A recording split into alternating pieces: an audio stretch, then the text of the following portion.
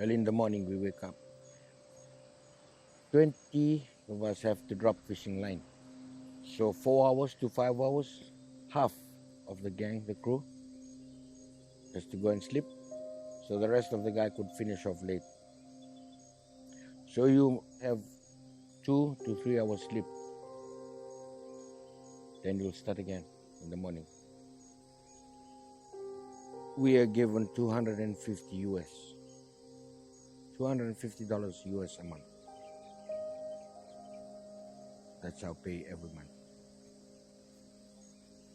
We were fed baits, fish baits. They mixed rainwater and salt water. So we had diarrhea, running stomach, getting sick. When one gets sick, the whole lot in the ship has to do 2 jobs to cover for that person. So when he's sick, you'll die. You'll be put into plastic. You'll be stuck with a frozen fish.